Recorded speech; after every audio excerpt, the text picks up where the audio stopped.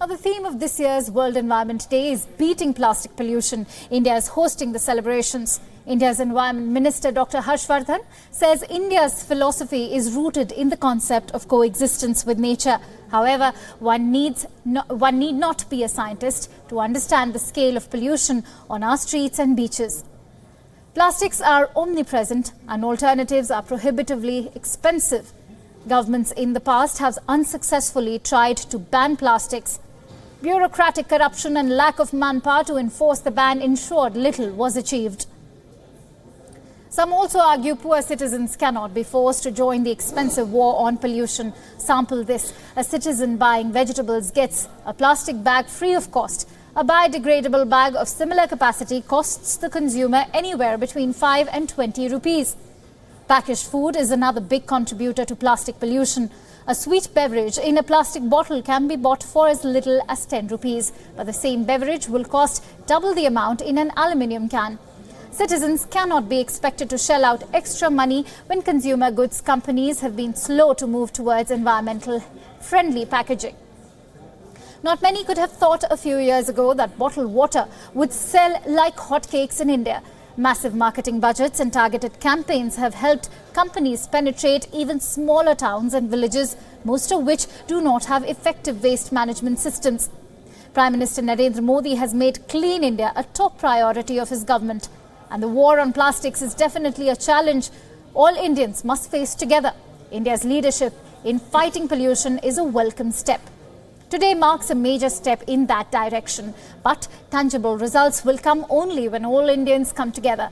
And like it or not, that will only happen when government incentivizes the fight against pollution.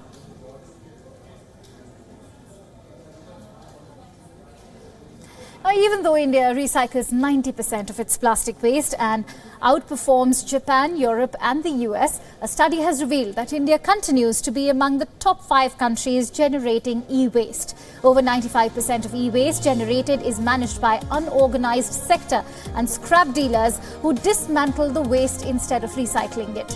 This means that only 5% of the total e-waste gets recycled due to poor framework. The joint study by ASSOCHAM revealed that other countries topping the chart of e-waste generation are China, USA, Japan and Germany. Now, Southeast Asia is staring at an environmental crisis due to excessive use of plastics. Nearly 8 million tons of plastic is dumped into the oceans every year, and most of it comes from the countries in this region. 800 species are paying the price of this negligence. Hundreds of thousands of animals have been killed by plastic in recent years. Let's focus on Thailand and Vietnam, the 2 countries that are trying to reduce the pollution by plastic.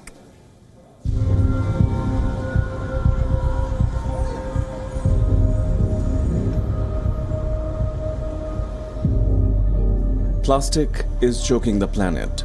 Whether it is the natural habitat or marine wildlife, plastic is polluting every corner of the earth. Compared to the world, Southeast Asia faces a much larger challenge in dealing with the plastic menace. Oceans and seas have become a dumping ground for the waste, and for the lack of attention by authorities, Mother Nature is paying the price. Thailand, known for its tropical beaches, is one of the top producers of plastic waste in the world. Environmentalists say, while people are aware, authorities are yet to put in place an action plan to tackle the issue.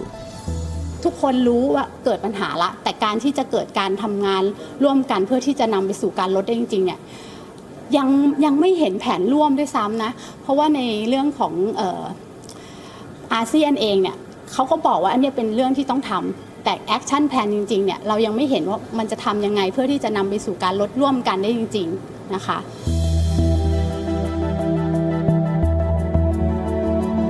Images like these best describe the challenge that stares before Thailand.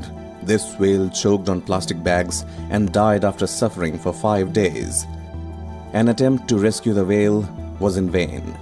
An autopsy report found 80 plastic bags and 8 kilograms of other plastic items from the whale's stomach. Vietnam too is battling the plastic menace. The country is the fourth largest contributor to the pollution of marine bodies.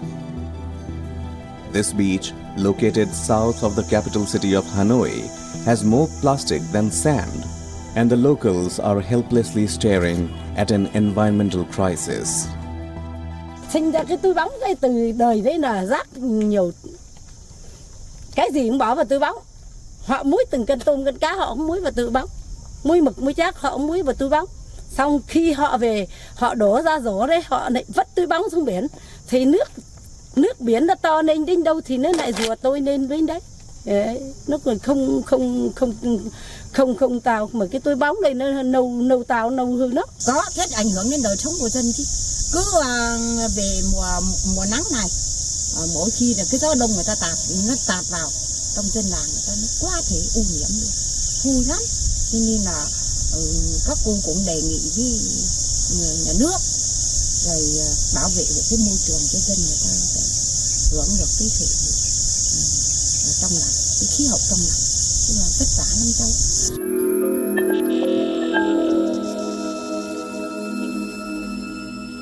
Around the world, nearly 8 million tons of plastic is dumped into the oceans every year. The situation is dire in the Asia-Pacific region, which is home to the world's top 5 plastic polluting countries. The present circumstances call for an urgent intervention from the global community before it's too late. Bureau Report, WION. The everyday majority of plastic ends up in landfills, waterways and ecosystems. It not only damages the environment but kills marine life. As many as 100,000 marine creatures die every single year from plastic entanglement. And every person on the earth is equally responsible for that. But it seems the world is slowly waking up to the hazards of plastic. It is not as swiftly as environmentalists would expect, but the difference is visible. Many countries have acted and called for a ban on some forms of plastic, if not all. But while governments are doing their bit, it is time each one of us make the switch and avoid the use of plastic. How do we completely rid our lives of plastic? You may ask. It is a difficult task, but no doubt, it is not impossible. Changes made to day-to-day life can reduce your plastic footprint to a great extent. Next time when you step out to do some shopping, especially grocery shopping, avoid asking your local store for a plastic bag. Instead, carry reusable cloth or paper bags to carry your groceries back home. Why buy packaged drinking water when you can just carry a bottle of your own? Not only does it save you big bucks in the long run, it also reduces plastic waste. Plastic straws are often given out with soft drinks, cocktails, even cups of coffee. But only a tiny fraction of plastic straws are recycled. Due to their small size, most of them end up in landfills or in rivers. It's time to ditch that plastic straw. If you order a takeout often, ask restaurants not to send plastic containers, or if they do, maybe you can find a way to reuse these containers at home without disposing them after one use. You can carry a set of reusable cutlery with you to avoid single-use plastic alternatives. At work, you can consider having a set of cutlery in your drawer for your lunch break. Instead of using cling film to pack your lunch, use long-lasting containers. You can take a lunch tin to work and store leftovers in glass jars and boxes.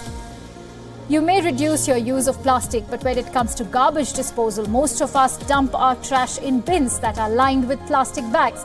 Maybe it's time to switch to paper bags that degrade more easily. Whether it's fruit or vegetables or even meat, buying them loose means you avoid the plastic packaging. That keeps them all together in a multi-pack. That way, you can also ensure you are buying the freshest produce.